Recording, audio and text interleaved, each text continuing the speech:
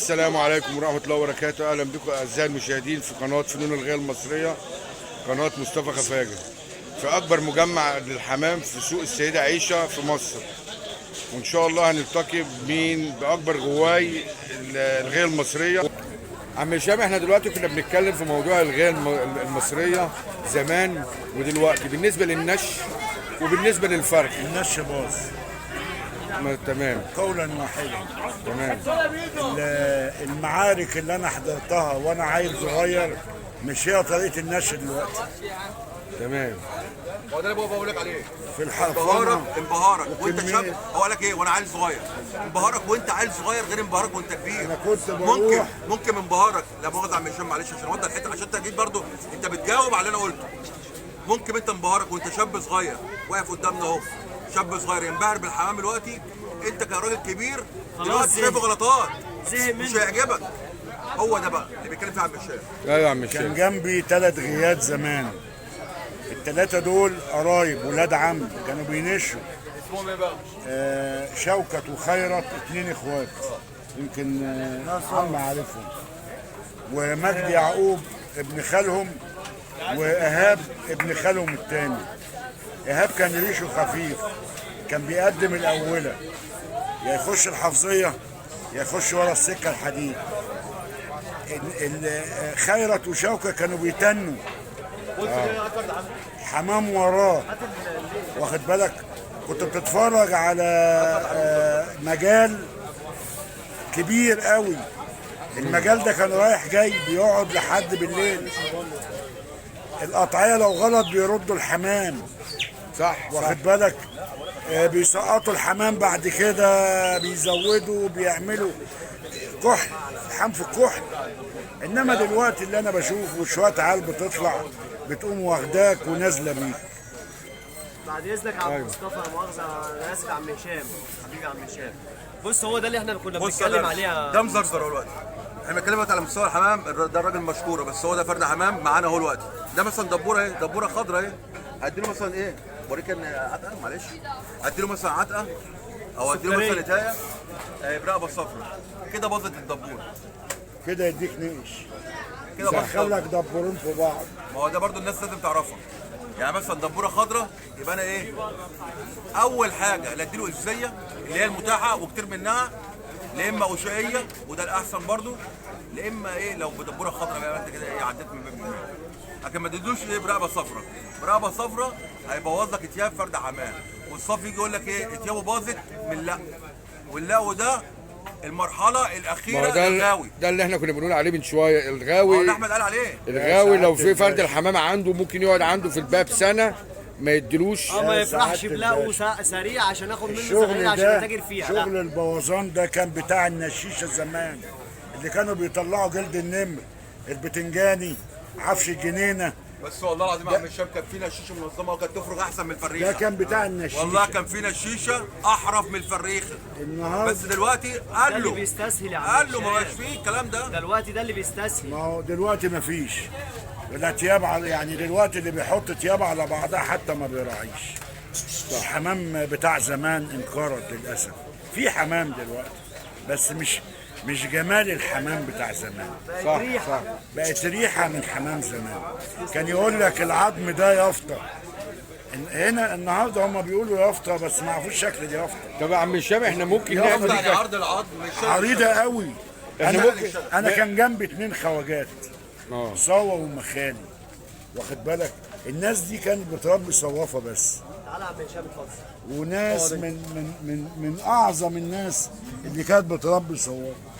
اقعد يا اتش. صوة مات ومخالي فضل شويه، الله يرحمه، مات برضه. اللي خد من الحمام ده كنت بشوفه هنا في السوق بينزل نقش، حمام نقش، ورغم ان الخواجات كانوا بيهتموا بالالوان جدا.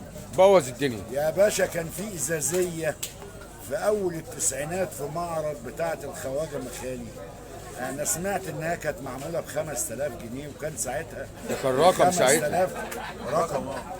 ازازيه ولا فيها دبور اصفر ولا فيها دماغها سليمه، عظمها راكب مظبوط. انما دلوقتي خلي بالك الحمام الحلو بقى قليل جدا، ومش في معظم الوسطى. في حمام حلو كتير بس عندي ناس معدودة. الكلام ده انا غلطان فيه. انا طب بطلع واحنا يا عم هشام ومحمد عرب وعم فرحات، واحنا ما ينفعش نعمل مبادره نقدر نحافظ على الحمام ده؟ يا حبيبي اصل هي غيه بقت طمع. النهارده انا عندي بيت احتكار. مش عايز اديك نتايه جامده عشان ما هو ده تحسنش بيتك. الاحتكار. واخد بالك كده انت هتبقى اعلى مني. انما زمان كانت العمليه حب. يا فلان قالوا انا محتاج نتايه كذا تعالى خدها. او فروخها زي ما تفرخها بترجعها له، ومن ادبك بترجعها له معاه زغلول او اتنين في نفس الشنطه. ده كان التقليد بتاعنا زمان. ما باخدش فرد حمام الا ما اطلع معاه في اخر الموسم زغلول او زغلولين لصاحبه، احتراما ليه لانه هو عطل نفسه في فرخ النتايه دي او البقره. عم هشام مفيش احنا الكلام ده دلوقتي. متشكرين على المعلومات القيمه دي انا بكلمك امانه. ونشكرك. كمان من المتابعين الاساسيين. طب اي قناه. ان شاء الله يتابعنا بقى على القناه، قناه حضرتك اسمها ايه؟ قناه فنون الغير المصريه، قناه مصطفى خفاجه. والوحيد اللي مش متابعنا. لا والله. طبعا لا متابعه. ما بيعلقليش ولا يديلي لايك. يا ابني كان عندي حاله وفاه الايام اللي فاتت. عم فرحات، عايزين نختم بقى بكلمه ونصيحه للغواي. بس بالنش بقى ولا النش والفرخ بس دي حاجه ودي حاجه هنخليها النش. النش موله كبير. احنا عايزين نختم ننصح الغواي بايه؟ وهي اصلا دلوقتي كل هدفها اللي هو يمسك. مش مهم الغاوي يروح له حمام. المهم اهم حاجه يعمل حمامتين جامدين ويتمتع هو ويمتع الناس. مش صح. يجيب لي شامي وكشك وشعرباز وفريزلي واسترالي وقرف. لا يلم حمام وزار. وبعدين مش اي وزار يتفرخ. يعني بتوع زمان عشان انا يا ربي عايز اعمل طبيعه او ارمي تماسك.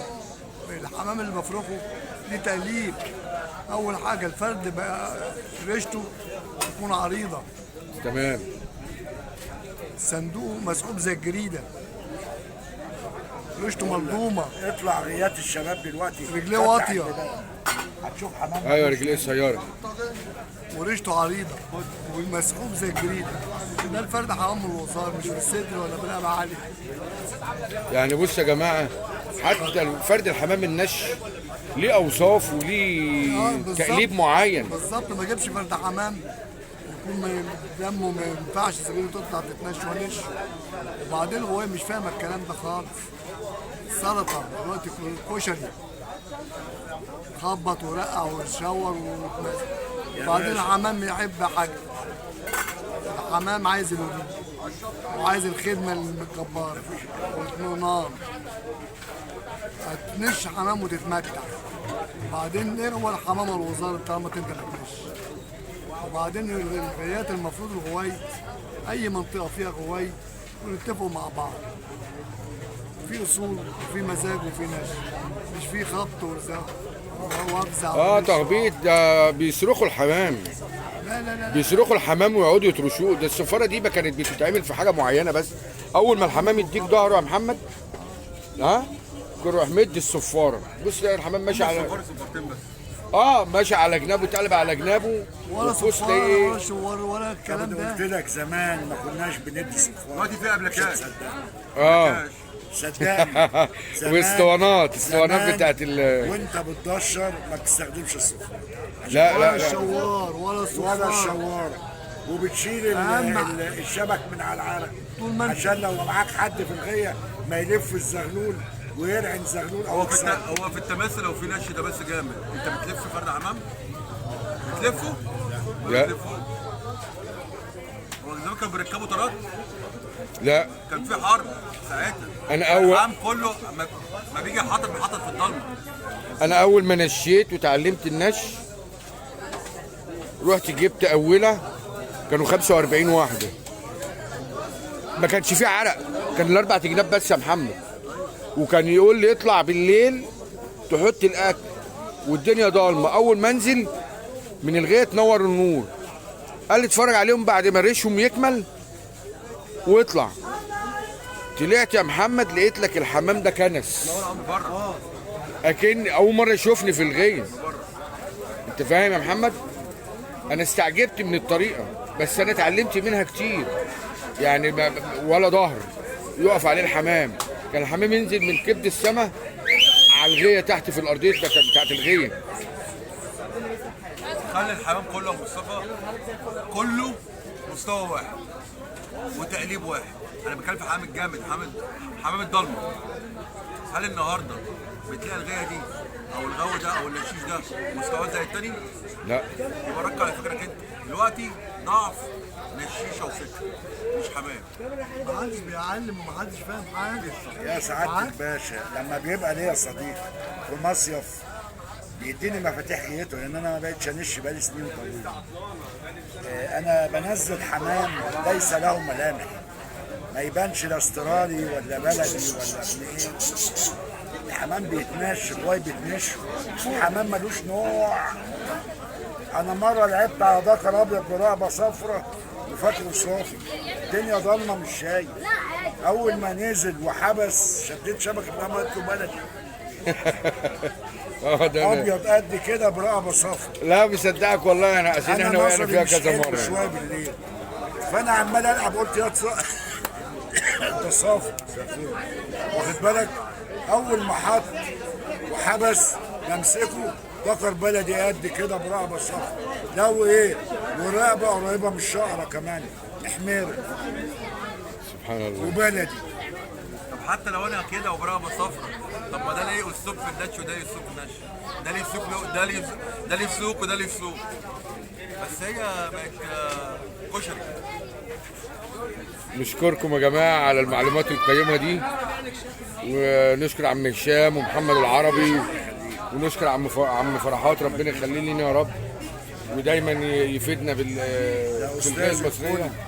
طبعا طبعا اقدم مني ده بسنين لا انت وهو لا وهو انتوا اساطير الغايه المصريه يا عم هشام. لا ده هو كان مع العتاوله اكتر مني. ايوه مع عتاوله الجيزه والقاهره الكبرى. مر باجيال كتير قوي يا عم فرحات. الناس دي ما تجيش تاني، الناس دي انقرضت. وحضر عمالقه في غايه طبعا طبعا.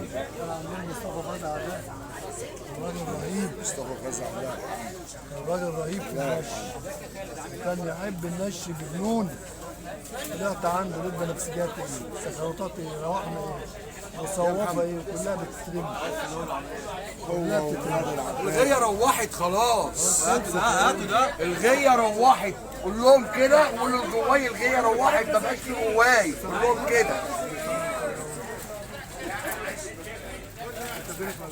ما بنزلش عليك يا محمد. عامل ايه؟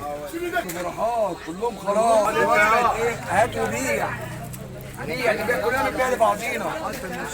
مفيش نشيشه خلاص الغية روحت مشيت، ولا في نش ولا في حمام حلو.